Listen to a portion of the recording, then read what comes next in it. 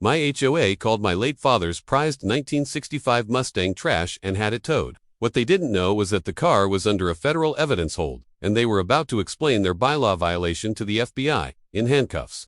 3 months ago, my father was killed in a hit-and-run while working on his beloved Mustang, right here in our driveway. I'm a forensic investigator, and the car became the central piece of evidence for both local police and the FBI. They were analyzing unique paint transfers to track down the driver who killed him.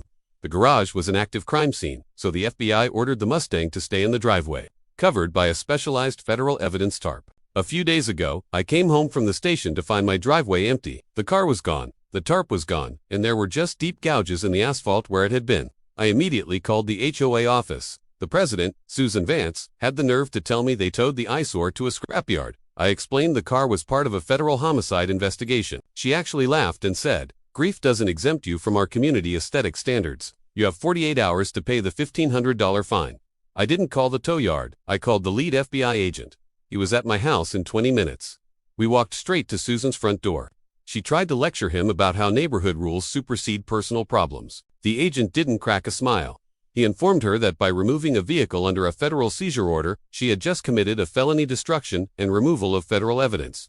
Within the hour, the FBI swarmed the impound lot. But the damage was done. The evidence tarp had been ripped off and the car had been moved, compromising the entire chain of custody. The U.S. Attorney's Office was notified immediately. 4 days later, Susan Vance was arrested at the community pool in front of about 50 of our neighbors. She was charged with felony obstruction of justice and tampering with evidence. Her legal team tried to argue it was a simple mistake, but my home security cameras told a different story. The footage showed her pointing directly at the federal evidence tape and telling the tow truck driver to just rip it off. The HOA's insurance company quickly realized they were facing a federal civil rights violation. They settled with me for $65,000 to cover the damage to the car and the significant delays to my father's case. Susan took a plea deal, 10 months in federal prison and a $30,000 personal fine. That very night, the HOA amended their bylaws to make any property under legal hold strictly off limits. My father's case was eventually solved using other evidence, and his Mustang now sits fully restored in my driveway. Every time the new HOA board members walk by, they look at the ground.